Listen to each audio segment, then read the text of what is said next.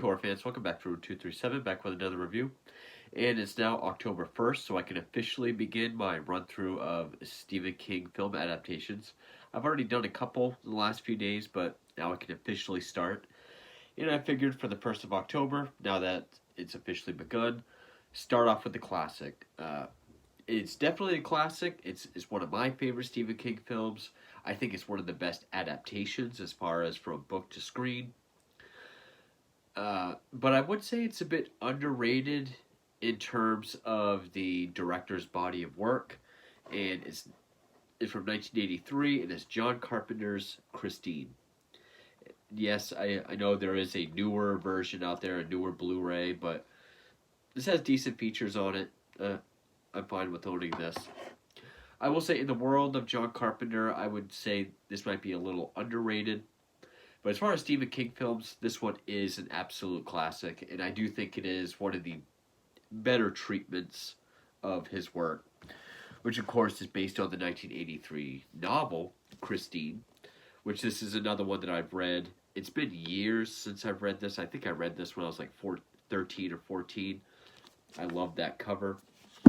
And it's one of three King films to come out in 1983. There was The Dead Zone by Cronenberg. There was Cujo. And then 4 months after Cujo was Christine. Which, of course, is done by John Carpenter. Just had a brain fart. And yeah, I think it's one of my favorite King books, for sure. And I think it's one of the better ones based on his books. And yes, I know there's going to be another one coming out. It was announced recently that it's going to be a Jason Blum produced version of it. They call it a remake, but which one is really the source material for this newer film? It's like 2013's Carrie.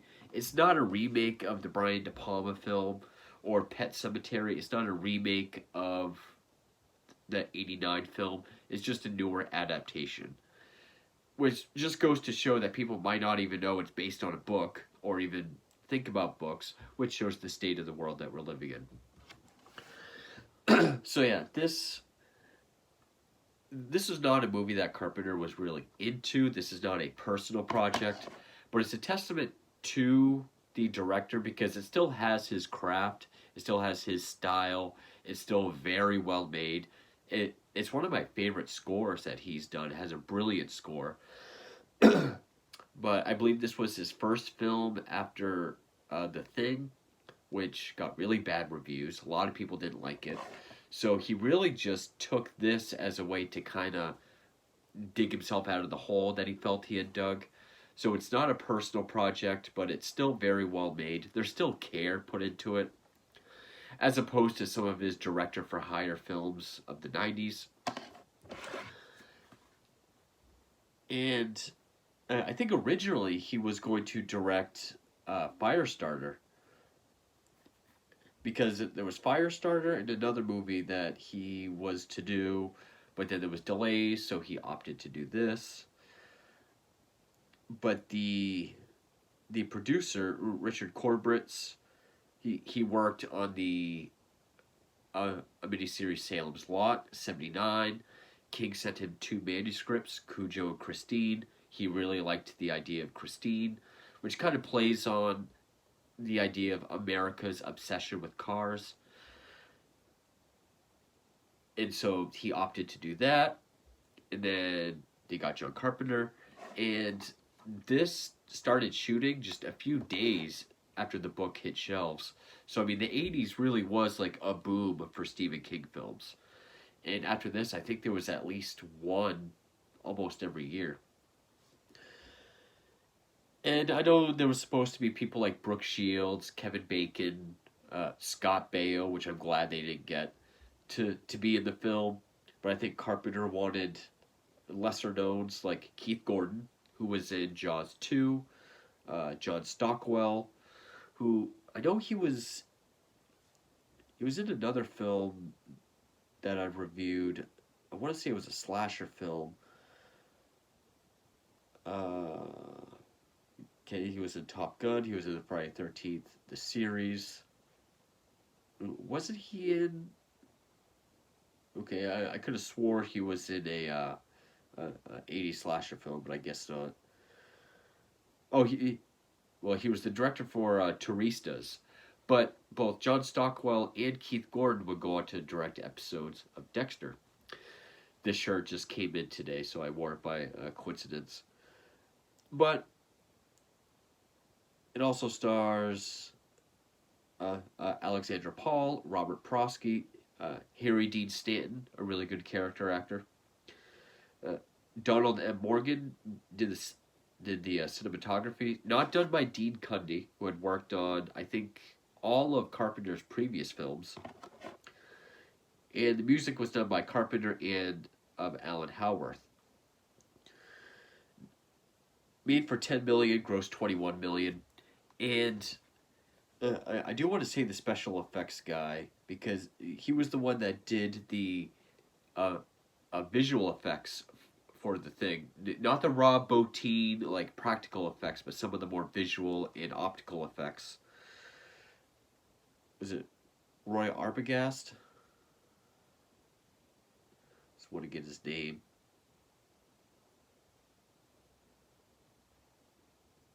Yeah, probably. I know it was Arbogast, but in any case, it's not telling me. Which I love the scenes of when the car rebuilt itself. This was one of the first King films I saw when I was a kid, probably around 8 or 9 years old. It was one that I rented for the video store one weekend. Then I read the book a few years later. And the story's very simple. I mean, you can kind of look at it as some kind of metaphor of like a love triangle, but it really is just about this evil car, 1958 Plymouth Fury, which I do want to say I've never been much of a car guy, but I do have a thing for classic cars, and the 1958 Plymouth Fury has always been one of my favorite models. I know some of the marketing said 57 Fury, but it's a 58.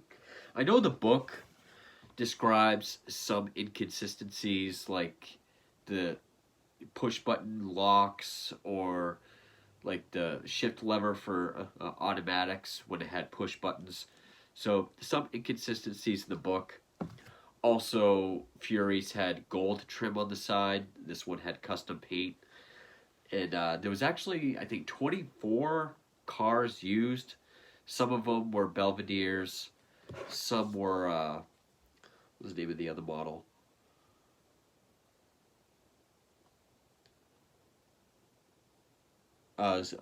Savoy. Were also used. They were done up to look like a Fury. I think only two Plymouth Furies from the films are still around because a lot of them were sold for scrap. One sold at an auction, and one was saved from a junkyard. In fact, there's one story where I believe it's the one at the end where it's getting run over by the tractor.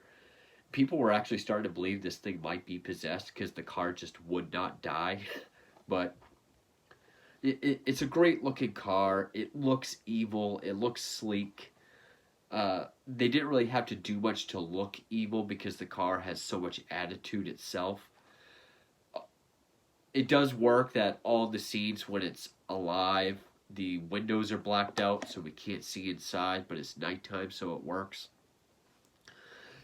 But the story is okay, it's 1978. You have this nerd, this geek, this outcast named Arnie, played by Keith Gordon. His best friend is a jock named Dennis. After the first day of school, they're on their way home. They find this rusted, beaten up, shitty 58 Plymouth Fury. Arnie falls in love with it, buys it, which the guy he buys it from is the salt guy from Home Alone.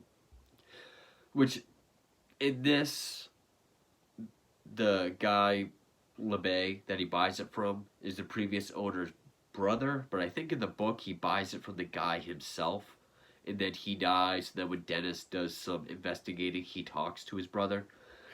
There are some differences, but it's still pretty damn close to the book.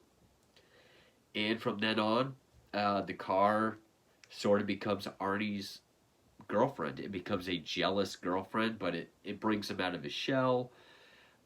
He gets more confident. Small things with the actor, like he kind of walks like with his shoulders up a bit, head always down, very shy. But as the movie goes on, he walks with his head up, more upright. He gains confidence, and he starts dating the most beautiful, sought-after girl at school named Lee, and Christine gets jealous. And it pretty much is like this love triangle about a guy in his car, and kind of plays on the idea of guys always spending more time with their car than their girlfriend. But what if the car was actually alive and was jealous of the girlfriend? Which I think is a great idea. Now, the book makes it seem like, or explicitly says that it's possessed by the previous owner. So it doesn't quite have that love thing going on, but it kind of does. Here, it makes it seem like the car is evil right from the get-go, right on the assembly line. And she's like a femme fatale. And the way they do things with the car, very clever with, okay, this is just like a killer woman. This is a femme fatale who takes no shit from anyone. I mean, even the opening, which I just love. It has the John Carpenter font, and then it just shows the emblem from her grill with the engine revving, Christine. Then it plays Bad to the Bone, which the song's a little overrated, but the rest of the soundtrack, all the 50s sort of rock and roll or rockabilly love songs, similar to Stand By Me, I love the soundtrack. Along with Carpenter's score in this, among my favorites of his score. Probably my favorite score, either next to Halloween or even more than Halloween. But Keith Gordon is super believable as Arnie, whether he's the geek or he's the troubled bad guy. And, it goes after, the car just starts going after people that have wronged Arnie, whether it's the bullies that trash the car or it wanting to kill Lee because she's jealous. It is this very cool love story. And I mean, even the opening scene on the assembly line, you kind of see Christine's rearview mirror. There's the guy walking through, checking on the rear ends, checking her out. So then he walks over to the front, lifts up her hood as if to get under her skirt. He's looking underneath. Hood crashes on his hand. And you can look at it metaphorically, which does give the car a lot more character. Like he's checking out her rear end, then he's lifting up her hood, kind of feeling her up a bit. Then this other guy sits in her, he flicks his ashes on the seat, so then she releases carbon monoxide inside. And it does give a little bit of backstory. Like when Dennis realizes, oh, something's going on with Arnie. This car seems off. What's going on with him? It says that, his brother was in love with the car. His daughter choked to death in it. His wife choked to death in it. He didn't give a shit. He just loved that car. And now the same thing's kind of happening to Arnie. It doesn't really say if it's like a spell or if she just has that effect on certain people. I will say I like all the acting. Some of it's pretty cheesy, like the fat kid that gets chased, which was always one of my favorite scenes, and then just gets smushed at the loading dock. His acting's pretty bad. Like, how do you like that, dick face? Is that Cunningham? There's something about the car. He's like, I know where he keeps it. But the guy that plays Buddy Repperton, the main bully, biggest Jim Morrison lookalike I've ever seen. Now, the scenes with the effects are top-notch and they're beautifully shot. Obviously, the one where Christine's on fire, driving down the road, chasing after Buddy, looks awesome. I mean, it looks evil. It looks so badass.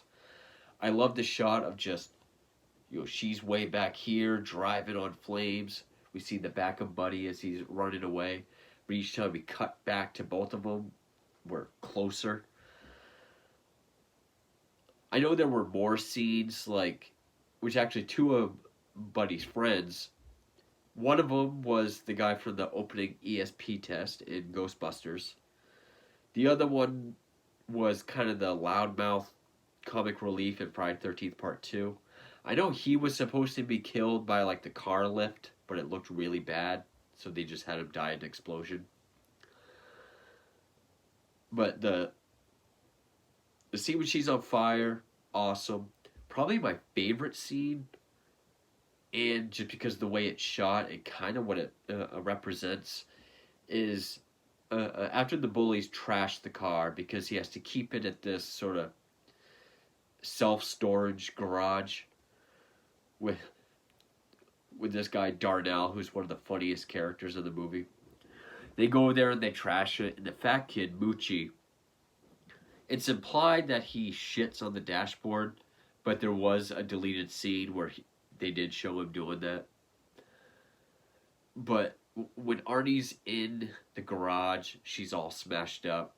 He hears the crinkling and he looks. Her engine was fully repaired. I love that shot when he just walks around the front. Of course, John Carpenter wide shot. He stands way in front of her. We just kind of get this swooping zoom in on his face. And he says, okay, show me. And then a shot from behind, we just see the headlights with him standing right in the middle. And with the music and the car repairing herself, it kind of plays out like a sexy striptease. Like, he's saying, okay, show me. And it is supposed to be like sensual and kind of played out like a striptease. And I thought it was a very clever way how they did it with the music, but obviously the fact it's a car, a possessed car, adds to the horror side of it. And the effects done by Arbogast, I was blown away when I was a kid, but there were rubber molds that they had like suction inside of them so it could crumple up, and then they just shot it in reverse to look like it was inflating. I love all the shots of the car repairing itself. And then, of course, there's the scene at the end where Dennis and Lee want to wreck Christine again in the tractor, which it kind of implies that Arnie... I've always been kind of confused. Arnie does have alibis for when these other people are getting killed by Christine, but this one scene in particular when it shows Arnie inside the car and it's just lit up by this blue light and he looks crazy. I guess that's the only time he's driving Christine when she's alive. Sort of like it's us against them. Whereas before it was Christine kind of just taking care of everybody else without Arnie. But like after the wreck, when Arnie dies, she backs up and her grill and her hood is all mangled up, so it looks like she has like teeth. That looks really cool. I love the score when he's driving the tractor over Christine. It's just that really driving beat. A lot of the scores has just like this driving, pumping beat.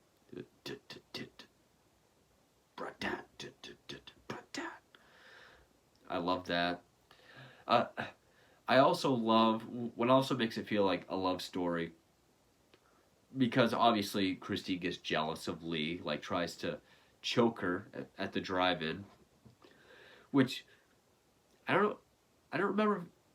Like when the radio and the lights come on, if it like jumps her and she ends up choking on her burger, or if she's releasing carbon monoxide as she's eating and it makes her choke. But like, she's jealous of Lee, tries to kill her at the drive-in. That didn't work. But Also, when he drops the Lee off, Christine won't start, and he has to kind of caress the steering wheel and be like, "Come on, baby, it's okay. Everything's the same." And then it turns on, and the radio has a love song like, "I'll forever love you, forever," which then at the end, another one of my favorite shots, just because it's poetic, and you can see this kind of scene in another movie. Crash, Arnie flies through the windshield, pulls the glass out of his stomach, and then he just like reaches over and he's caressing the grill, caressing the emblem. Kind of, like if it was another movie, he'd be dying. He'd be like holding his love's face or whatever, and then he dies. Lights go out. Then the headlights come back on, and it's that "I'll forever love you." I really like that song, and I like how it's used. I just it's but you can also look at it as a movie about like a toxic relationship, because like they both need each other, but they're both bad for each other. Like she feeds off of Arnie, and Arnie kind of like a toxic codependent relationship because he needs Christine because she gives him the confidence and kind of takes care of people that he hates or is bad to him. But it's like a number of King's films that are directed by talented filmmakers, like Carrie, directed by Brian De Palma. It's the craft for the director also really makes this film work. I mean, how it's shot, how it looks, the score, a lot of the camera work, the actors. I mean, I really like Keith Gordon as Arnie. John Stockwell as Dennis does all right, even though it feels like half of his performance is exhaling. Like, I heard it was total. So what's this with you and Lee Cabot? Almost like he's exhaling and laughing at the end of each line. But all the scenes with Christine, especially when she's driving around or going after people, is just awesome. Anytime Carpenter's score is playing, it's great. I've always loved this kind of car anyway, and they do such a great job at just making it look evil and giving the car personality and really giving it an attitude. Even at the end, when she's reduced to just a junkyard cube, and you just see, I don't know if it's like a brake line or just part of her trim just kind of squeak alive. There's really not much story other than that. It takes place between like the first day of school and I think a little after New Year's, so just a few months. But it's a good acting job for Keith Gordon because we really see him as one character and transform into another. And again, it's a 58 Plymouth Fury that's alive, and at one point chases after a Jim Morrison look-alike while engulfed in flames. Badass.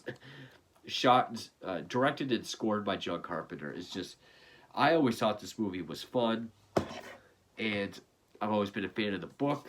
The book is a great story. And then if you take into account the deleted scenes, makes it even more faithful to the book.